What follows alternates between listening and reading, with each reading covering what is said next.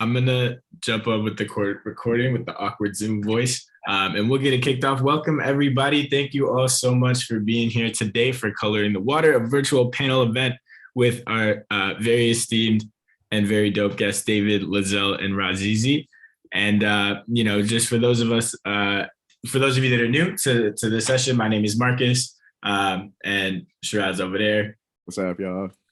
And we are part of Honesty Hour, which is a social enterprise and an organization that's sort of out to create space for this genuine human connection and learning experiences and being able to share stories and connect with one another in a whole variety of ways. But one of the ways that we can do that is really just by convening on Zoom. And it seems like such a simple thing, but taking the time to get together and really talk about things that matter to us and that are important can not only, inspire connection, but really amazing things and amazing partnerships. And that's sort of like how we all came together here. And so like through our partnership with Rahzizi and Rahzizi's brand BLEX, we were able to be introduced to the amazing Color of the Water folks. And now we're getting this all together, or, able to put this all together and just continue growing that community. And so we're just gonna start off real quick before we jump into it, just to give you a little high level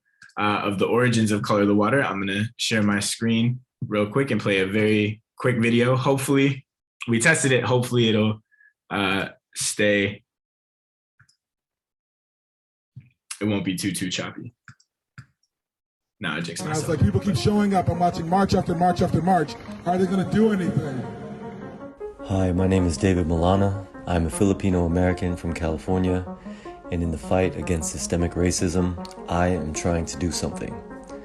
After the recent murders of George Floyd and Breonna Taylor by police, and countless instances of racism across America, I attended a peaceful protest at the beach where I noticed with new eyes the reality that surf culture was dominantly white. I thought this ironic and unfair, considering that the first surfers were ancient people of color who had surfing taken away from them by colonizers, only to have it become a multi-billion-dollar industry that has left people of color distinctly out. As someone who has surfed all around the world and enjoyed all the gifts the ocean has to offer, I thought to myself that I should do something about this ocean inequity, especially now in a time where so many of us are in need of the ocean's healing powers. So I formed a vision: create 1,000 autonomous surfers of color by providing free surf lessons and showcase those already in the water with free media. I couldn't do this alone though, and with the help of both volunteers and learners, this dream now has a chance to become a reality. We need a space to call our own though, support and legitimacy for our teachers and organization, skills and resources that the surf industry has developed over hundreds of years and billions of dollars, and ultimately an affirmation that people of color belong in the ocean, riding waves, just like many of our ancestors did all those centuries ago. It's going well, but in order to keep it going, we need you to show up for us with action and support. Our fundraiser is ending soon, and our time to continue this on our own is running out. A lot of people say they want to do something to help in this age-old struggle against racism. We believe now is a chance to do just that. Join us and help create a global movement to fight racism across the oceans that will shift surf culture and color the water.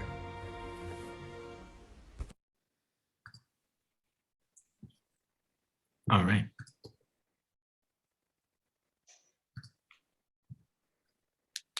All right. We're just gonna jump into it. Whoever wants to jump into it first. Let's hear whatever you'd like to share about how you got here and what your some of the work that y'all are doing, whatever you'd like to share with the people. Okay, yeah. So right around the time that we made that video, it was in August, and this was an idea that I thought would just be a hashtag that, like, I was living internationally and I came back and social media wasn't a big part of my life. But I figured maybe a hashtag will help, get more people in the water or whatever. And so I thought I would give free surf lessons, and then people would go out and teach their people, and then so on and so forth. Like, for example, one guy that I taught was Nate, right?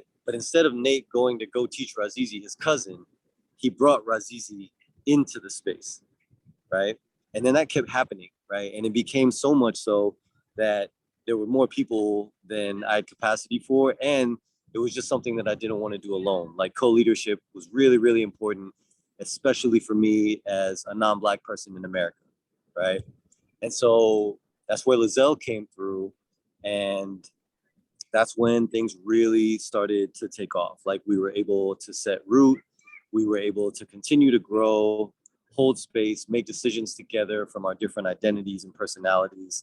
And yeah, like one thing that I love about Color the Water is that it didn't start as like, we're going to become a 501c3 and have an annual budget of this amount or anything like that. Like the commitment was for me to fight racism in my life every day. Because after those paddle outs, I don't know, like all those people with all those boards that said Black Lives Matter and like all these paintings and like airbrushes of Breonna Taylor and stuff, like I didn't see them anywhere. Like it was just gone. And that was like a really interesting, one of my very first tastes of performative allyship before I even knew what the term actually like fully meant. You know, like all of us were learning a lot of this stuff as 2020 hit. So when Lizelle came, it was like alongside of us, we were like, we want to be able to trust and co-create this space. So we had several of our first surfers become board members, right? And then we were like, well, we're going to apply for nonprofit status. And, you know, Rahzizi did our logo. Like all of this stuff is like super organic. And it's something we're really grateful for. And without the co-leadership of Lizelle, who I'm going to pass off to right now, this wouldn't be where it is today. Because you know, when you have a singular person trying to do an idea, it reaches a threshold, it has its limits. But when we started doing it all together, that's when it became more. And that's something that I'm like most proud of in all of this.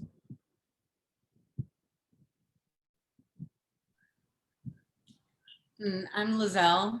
And similar to David, you know, I've been living abroad for the past 10, 15 years. And when COVID hit, you know, we both got stuck back in California. And I know for me personally, like, you know, when the social justice movement started and, you know, there was all the protesting and things like that, like I was looking for a way to engage somehow, but like I knew that me being out in the street, you know, wasn't my place. And so when these paddle outs started, you know, showing up, that felt like something a little bit more natural. And at the same time, like as a woman of color surfing in California, like I know who's going to be there. Like there wasn't a lot of us represented in there. So I wasn't showing up to these paddle outs expecting to see a lot of people of color.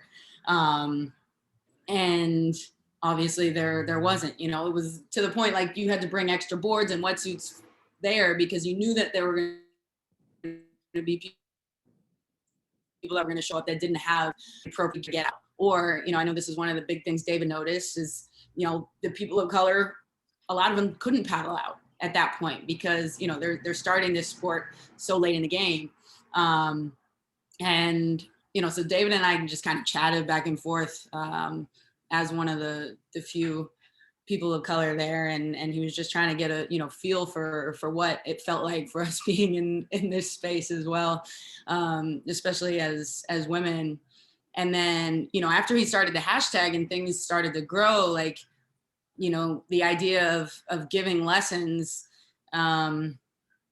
seemed so foreign because, you know, I never had any formal training, you know, David never had any formal training, but then there was this question of like, well, who else is going to do it?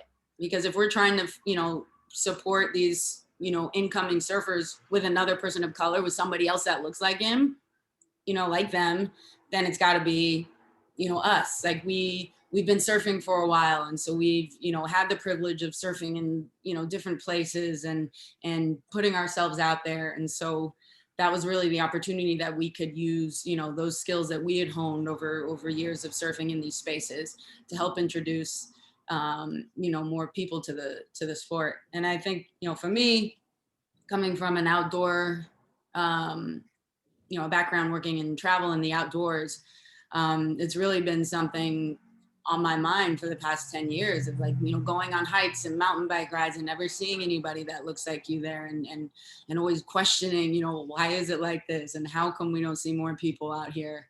And so being a part of Color of the Water is really, you know, opened up my eyes to, you know, the inequities in the outdoor industry and with access and everything like that. And so it's really been a pleasure for us to be able to fight that together. And as David said, in our own like super organic way.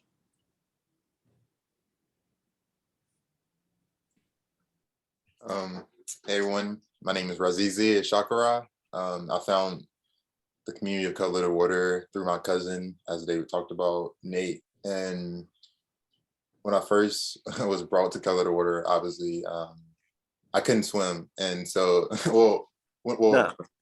I could swim in Color of the Water, but when my cousin was telling me to come out and surf, I was watching him for about 2 years and just taking photos with him.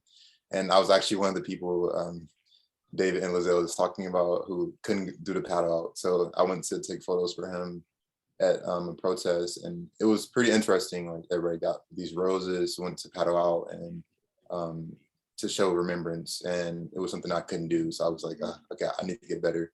And a few days later, my cousin was telling me about this idea that David had, and I was just like, like what's the catch? You know, like he was like, oh, it's free, people of color. I was like, why? You know, but then I went out there, and David was just like so supportive. Like I was getting crashed on, like it was crazy, but I just told him anything that I start, I want to finish it, and so I'm happy I continued that, and I'm here now, and so.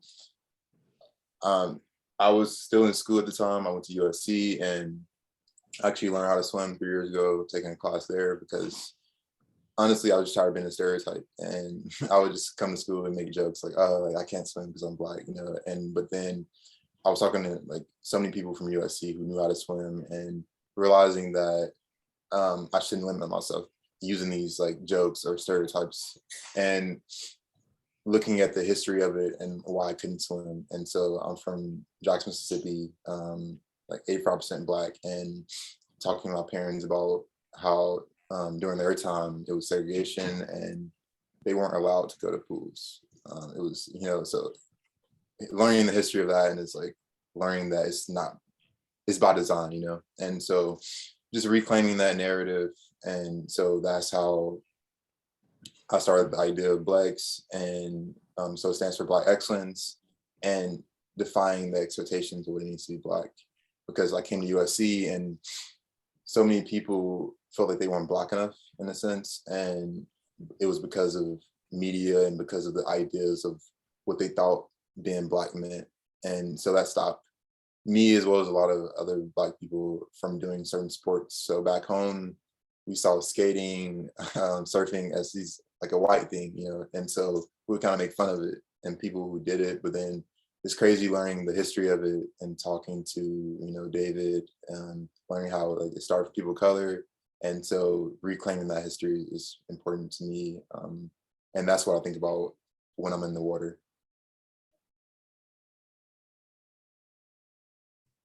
That's dope. Thank y'all so much for sharing.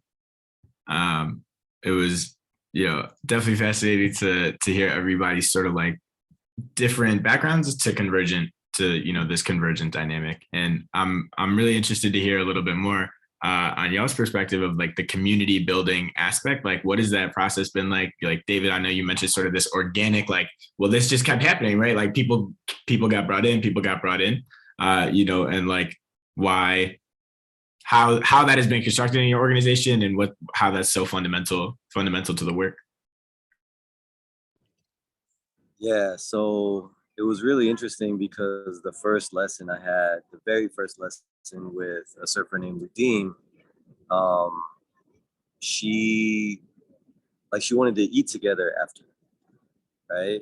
And that ended up being like, part of my promise was to show up in whatever way that I was asked to, as much as I could in terms of this fight against racism. So like, you know, inside of me, there were still these like, is this unprofessional? Like, you know, like these constructs, right? And I ended up like, no, like reminding myself that this is very important. And no, I'm actually on a call right now. Yeah. So sorry, somebody want to take a picture of the boards. But it was like, he was like, or Ludin was like, yeah, let's break bread together. That's important, you know? And opening up myself to that, but also the bravery of Ludin to like break that wall as well and say like, yeah, it's not just, you're not just a surf instructor to me, you know, like let's get to know each other. That was really important.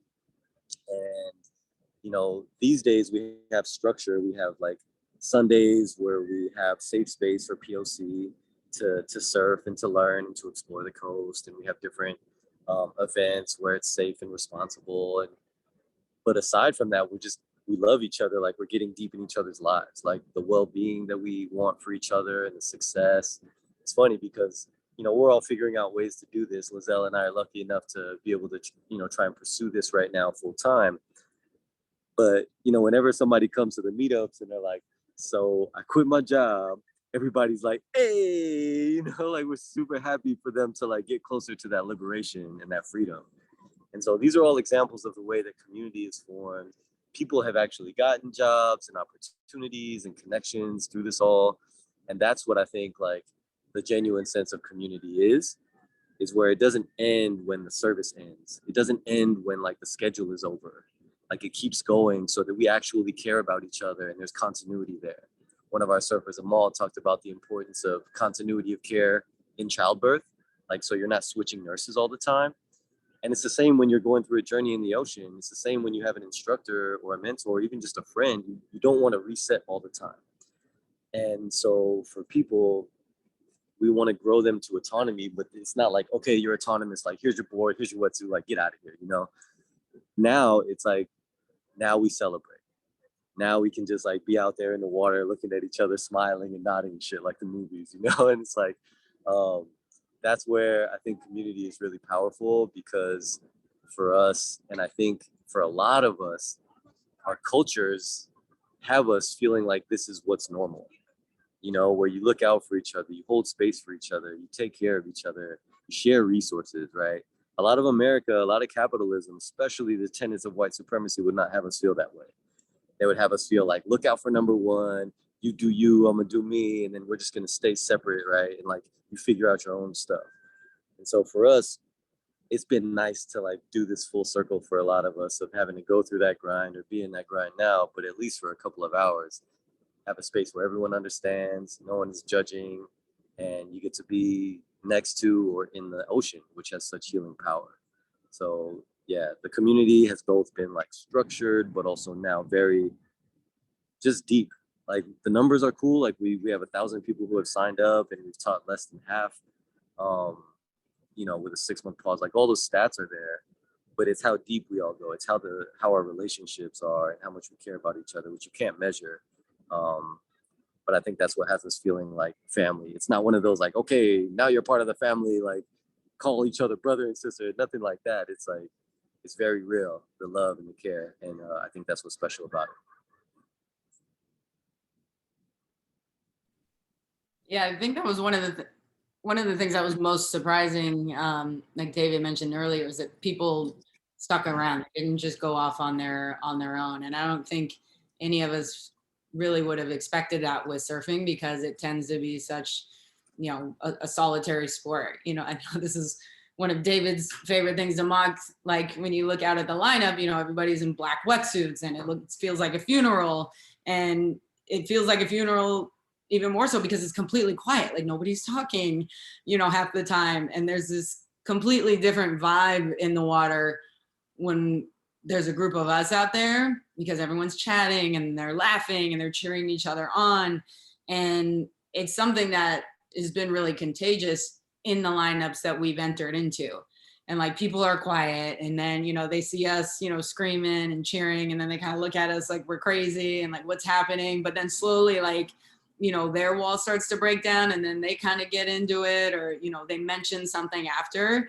And, you know, so I think that opportunity for everyone to just be in this space where they feel like they can let go and, you know, be authentically themselves and and especially as it pertains to surfing, not having to, you know, behave in that kind of subdued way and not celebrate, you know, your little victories and things like that, is really refreshing for that sport as well.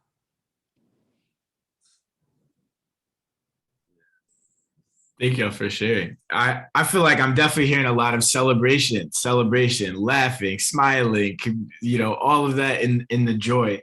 And I'm really interested to hear the take on like, how is joy playing a role that's like central to this sort of like the work and the mission? And Z, especially for you, like, I feel like that's something that's a tenet of your work across like all of the domains.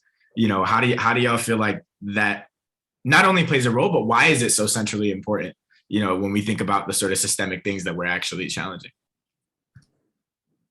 Z, you want to go ahead first? Okay. It's funny, I actually don't know what I'm gonna say about that, but let me think through it. I think that throughout my work, I've tried to appreciate the people who came before me and who gave me the space to be there. So just appreciating my family, like I talked about in the documentary, and how supportive they were with everything that I did. And I think realizing that and seeing the support of that, and how the appreciation for someone and like the love of someone, and they say that, you know, it takes a village to raise a child. And I think that so often now there's idea of like, it's all me, you know, like you did everything because of yourself. And so I think it's important to go back to like the history of it, and the reasons that you are where you are. And once you do that, then you see that it had to be so much love to put like place into you for you to be where you are. So I think that's why I try to exert love and show community within my work. Yeah. You know, the thing about resistance and the thing about like paradigm shift is that it takes so much work, and it's exhausting and draining. And oftentimes when we think of how we're supposed to resist, or how we're supposed to like, you know, abolish, or, you know, even reform, a lot of like almost all of it is based in struggle. You know what I mean? Like, you see Dr. Martin Luther King Jr. in jail, or sitting at an office in like really formal wear. You know, you see Malcolm like with the, you know, the trope of violence with the gun at the window, like all these different things. But the depiction of it is always like, the media will make the most out of the struggle part, right? Like they will show the protests, they will show like the riots and all of these things. And a lot of us feel like, okay, that's what we got to be doing to fight racism, or to fight systemic oppression. But in reality, if we cannot find ways to replenish ourselves with joy, then white supremacy ends up like just draining us out. You know what I mean? Because if you're in the fight, if you're in the mud, if you're in the struggle all the time, then you're just depleted, right? And one of the greatest forms of resistance for us is not to stay in that struggle, is to be happy. You know what I mean? Like to be happy and to laugh and to have fun. Like, you know, as an Asian American man, I've seen the different ways that the different environments respond to different surfers, right? And there's nothing more puzzling and overpowering to the beach as a bunch of Black people having fun. You know what I mean? It's like, there's something like really unsettling for a lot of people on the beach, that it's like, wait, y'all are not part of like a charity foundation. You know what I mean? Like, you're just here enjoying yourselves. And like, where's the white savior at like all these different things, right? And so for us, we are so lucky, because surfing in and of itself is a replenishing, joyful act, right? Somewhere along the line, it became a sport that was measured by performance and by achievement. And so a lot of people, they'll start surfing, and before they even just let themselves enjoy the ride, they're gonna be like, oh damn, I didn't do this. Oh damn, like, you know, I'm embarrassed, like I'm trash or whatever, right? And then, but what about the fun? Like, what about the joy that just happened from you like riding nature's roller coaster, you know? And so for us to be able to help people shift back to that, even if they have a couple of hours at the beach away from the struggle, but also in it, like radically abolishing part of systemic racism that has kept us away from this space, then that's amazing. Like it reminds me of Monsters Inc. when, you know, they were fueling society by fear. They were scaring these kids and getting all this energy from it, right? But then what happened at the end? Like laughter ended up being exponentially more powerful, right? And that's something that we feel like we've unlocked, because it is our joy that's going to have us be able to do this forever. Like, it's not like, no, we cannot march forever. And it's also the media's fault, because there's pictures of Dr. Martin Luther King in, you know, in a bathing suit, like getting ready to get in the water. Like, there's all these different things, but it's just not shown. So we are trying to provide the instructions so that people can have space to enjoy things, right? The tools to stay safe and capable, but also the storytelling so that we can control this narrative, and so that we can let people know that, you know, we are here in a way that is not lazy or frivolous or wasteful. Like, it's radically, defiantly anti-racist. And I think that's what a lot of groups in the outdoors are figuring out, is like, the outdoors is not some white people stuff, and we really got lied to have us think that, you know? And once you put all that away, it's actually really fun, enjoyable, and nourishing, healing, like all those things. And I think that's why joy is such an important part of this, because it is our lifeblood. It's our fuel, and then it ends up perpetuating itself instead of like constant angst. So yeah, that's part of why we have like our joyful, anti-racist, you know, joyful defiance. Like that's something that we live by.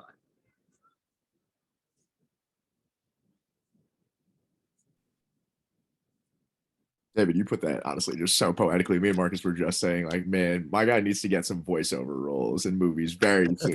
Like, you know, just free verse it just so perfectly. Honestly, something that I kind of want us to dive a little bit deeper into is kind of for both Lizelle and Rahzizi, and then David, you kind of touched on it a little bit, is this concept of joyful defiance in your community. How do you guys like what is the way in which you highlight that as like a very formative reframing or paradigm shift of how the narrative has already been created for like up until now?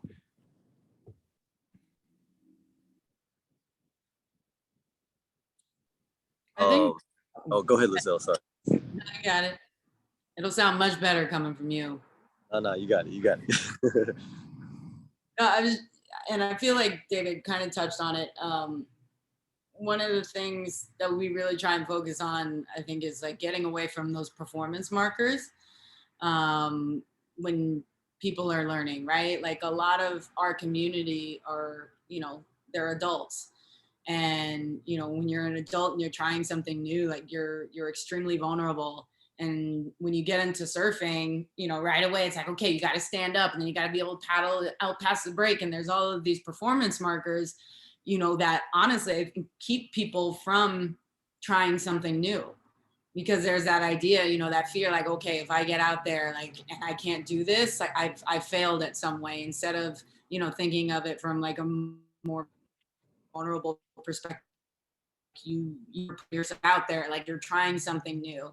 You know, maybe you're not going to succeed right away, or maybe you never hit a marker if you set it. But again, just kind of stepping into that joy of trying something new and putting yourself out there is been extremely important to us. And, you know, in our lessons, sometimes that means, you know, the first couple times someone comes out into the water, it's just like getting them, you know, in the water ankle deep or something, because so many people have had, you know, maybe negative experiences with the water. They haven't been to the ocean, you know, they're dealing with, you know, some form of ancestral trauma or whatever.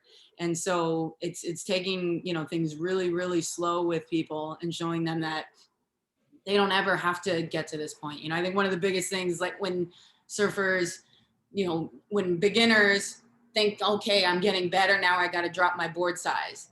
Like, you don't ever have to drop your board size. Going to a smaller board doesn't mean you're a better surfer, right? But like, that's the idea that we've all internalized. And so it's saying like, hey, if you enjoy riding, you know, this big board, stay on that. If you only want to be on a foam board, stay on that. And nobody can say that you're not enjoying surfing as much as the next person who's out there, you know, doing all these crazy turns and stuff. And so I think for us, that's been an extremely important aspect of the community and how we can keep it joyful. Yeah, absolutely. Like rejecting the meritocracy or performance standards is really important. And I think Lizelle brings up something that is um, like part of a bigger picture of us um, creating an expanse, right? We are breaking down what it means for us to get into spaces, right? We are creating an open space.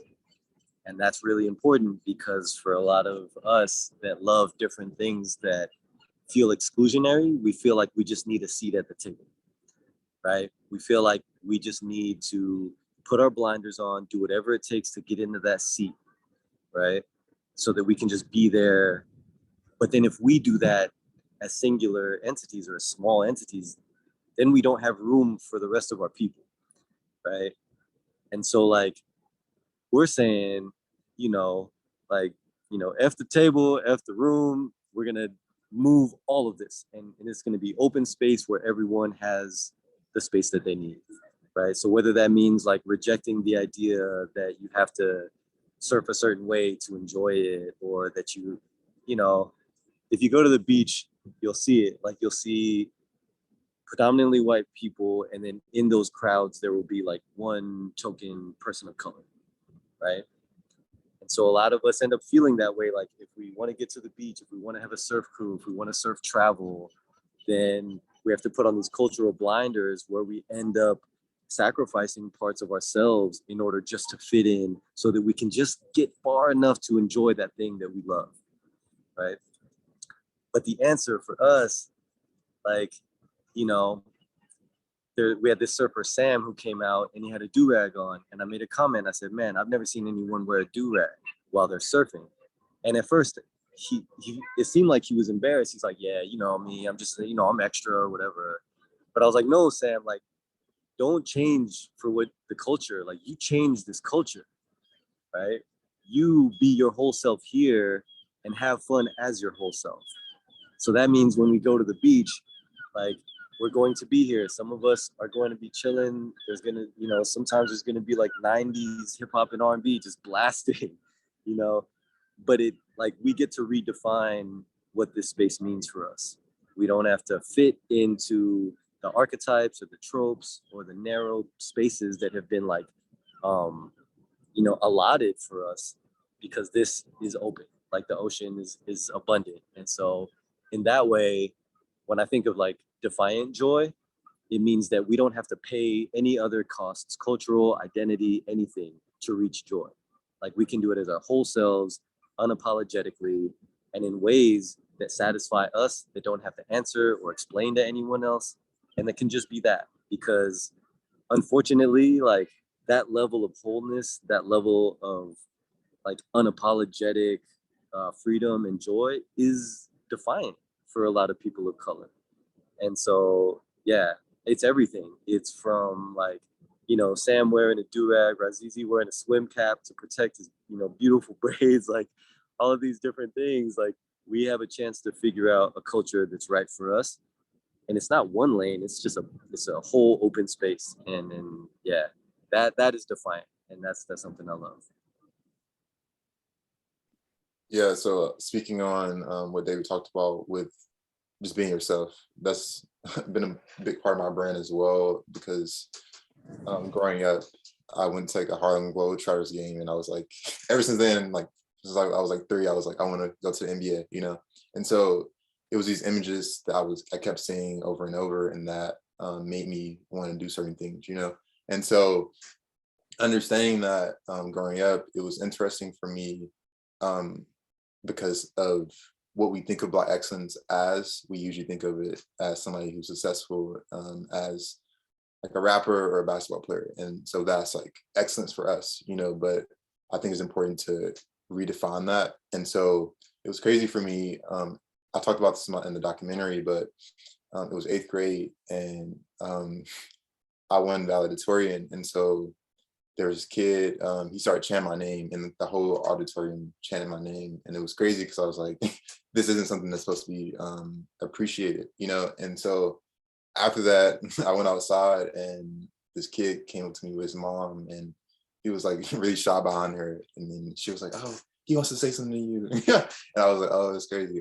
What is it? And he was like, I want to be like you when I grow up. And that was crazy for me, you know. And he was like, I'm smart too.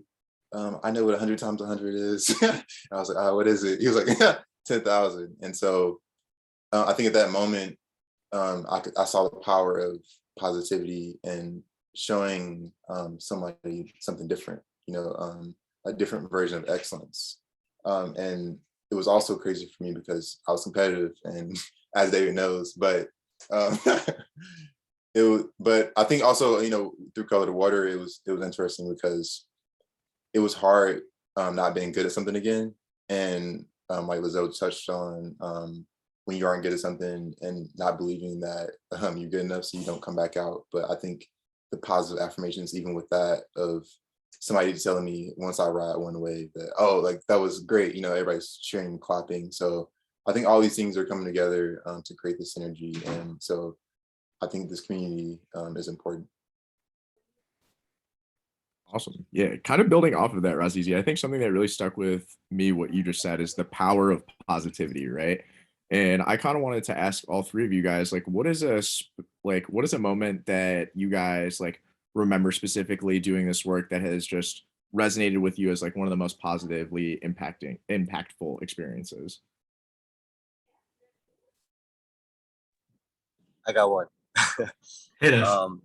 There are many, but one that I think sticks with me all the time because of its effect on people outside of our community was we were surfing one time at a place that's really special to us, but is like very colonized. There's a lot of screaming. There's a lot of like shouting people off of waves. You know, for those that don't surf, right now, the way that surfing exists is everyone rides one wave at a time, right? But if you surf well or paddle strong, then you can get more waves than other people. So you can like yell people off, basically like someone on a freeway that's like swerving through everyone, honking their horn, getting people to move out the way. Right? And so we were surfing in this place. It's like a bay beach, and there was a white father with his son, and I was next to them. You know, our surfers were paddling out still, so they weren't around, and I could just hear the conversation. And then the father was telling the son, like, all right, if anyone is on your wave, you yell at them and you tell them, like, my wave, get off, my wave, you know, say, hey, hey. And then, like, I was like, oh, damn, that's why they say hey all the time, like, hey, hey, you know? But it's like the surfer car horn. It's ridiculous, right? There's other ways to let people know you're there. But anyway, so he's like, yeah, just tell them, like, let them know it's you know, it's your wave and get off. And then we surf for about 10, 15 minutes. And when we surf, like, we share, we don't run into people on purpose. Like if someone is clearly beginning, like instead of running into them and like slamming on our brakes or hitting them, like we'll just turn and then like encourage them, you know? Like this is where, you know, surfing is the same as other things where it's lucky, you're lucky that we just want justice and not revenge. You know what I mean? And so like in that way, we just surf and we celebrate. And if people are down for that, like Lizelle said, it's contagious, then people will start cheering too. And so, you know, time passes, I kind of forget about it. You know, the child is doing really well and, you know, we're happy for him. And I go up and then, you know, the father, he looks looser, like his posture is different. And I ask him like, hey, how are you doing? And then he looks at me and it's just funny because he didn't know that I heard the other conversation, but he looks at me and he's like, yeah, I'm just trying to make sure that my son is sharing waves, you know?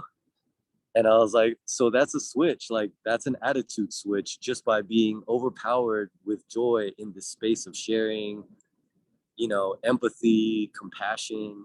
And I didn't have to tell them like, you know, people of color invented surfing, so stop trying to act like it's yours. Like it wasn't like that. Like, but it still had the same effect or even an even greater effect. And I think that child is going to grow differently as well. And so that's a story of like the power of positivity and the effect that it can have on the space, because it's radical the way that we surf, where we're actually sharing waves, or we're actually making sure that everyone has their needs met and not just worried about our own stuff. Like So that to me I'll always remember that. Yeah, I think touching on that, it was an interesting moment for me too. When we were just laughing on the beach. Everybody was listening to music, and after we were surfing, and this white woman was passing by. She stopped. She was like, "Yo, I've never seen surfers have fun." And it was interesting when she said that. I was like, "Oh, what?" Because I never really thought about that, but I know that one of the first posts David did of me, he said, he talked about how my laugh bellowed through the ocean, and so thinking about how it can have that positive effect, and how one action can like people can see it, and it's not something that is only internal, it's something that has an impact on others as well. Yeah, and I think that representation that Rahzizi's talking about is like one of the best parts of this work for me. Is like now people that walk by us on the beach, like maybe eventually it's going to get to a point where that's normal, where there isn't that like, oh, it's strange to see a group of surfers of color out here, where we don't walk into the parking lot anymore and somebody's like, oh, we never see Black people out here. But like through us showing up day after day, and that kind of joyful resistance, like you can feel that things are going to change. And we've seen it. I mean, from those first paddle outs we attended, where there was a handful of people of color, to last year's Peace Paddle, where there was, I don't know, 75 to 100, and I don't know how many showed up today, David, but like we're seeing that shift occur, and that is something that can happen just on an individual basis. If Rahzizi's going out into the ocean, and some little Black boy sees him out there, just like he was, when he was valedictorian, like that changes that perspective, and that idea that this isn't something that I should be doing, and that, it shows him that I do have a place here, and it's more empowering that way. And I feel like every time we're out in the water, we're empowering somebody else to feel that it's a place that they belong. That's beautiful. All of those moments were absolutely beautiful, and we're just coming up just over time, but I do want to open it up. If anybody has questions, comments, thoughts, reactions, things to say, please, I encourage you all to stick around. I'm actually going to go ahead and end the recording so we can keep it very casual, but thank you all. For those of you that do have to run and everything, thank you, but I'm pretty sure our guests are okay to stick around for a couple more minutes in case people want to chat.